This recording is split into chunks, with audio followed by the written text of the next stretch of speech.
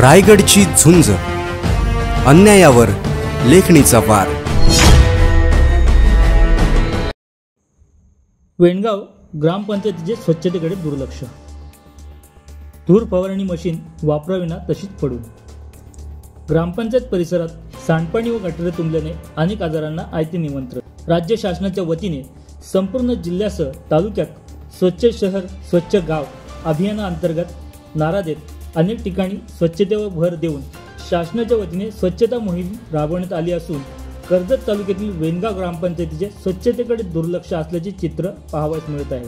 ग्रामपंचायत परिसरात काही ठिकाणी गटारांचे सांडपाणी साचून रस्त्यावर येत आहे, तर गटारे देखील तुंबलेल्या अवस्थेत दिसून येत आहे।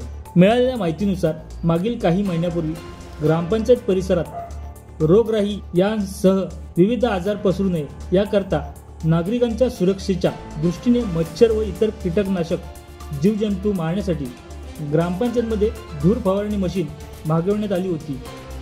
सध्याचे चित्र पाहता आता पूर्ण पावसाळा संपायला आला असून गावात अद्यापपर्यंत मशीनद्वारे कुठेच फवारणी केली नसल्याचे व ती मागवण्यात आलेली धूर फवारणी मशीन ग्रामपंचायत कार्यालयात तशीच वापराविना पडून असल्याचे नागरिकांकडून बोलले जात आहे।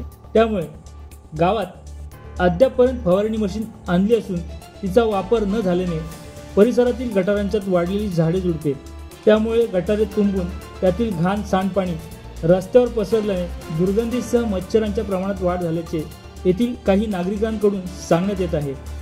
तर ही मशीन फक्त आणि फक्त दिखाव्यासाठी आणण्यात आली आहे का, असा सवाल देखील येथे उपस्थित केला जात आहे।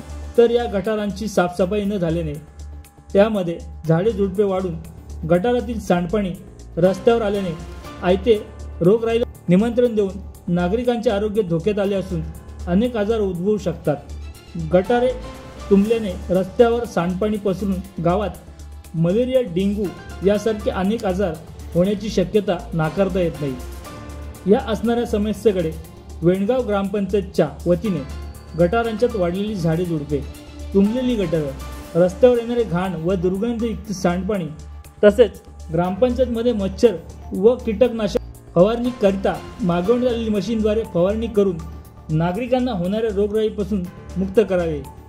तसेच ग्रामपंचायतमध्ये असणाऱ्या समस्या जाणून घेऊन लवकरात लवकर समस्यांचे निवारण करावे अशी मागणी येथील स्थानिक नागरिकांमधून व्यक्त केली जात आहे।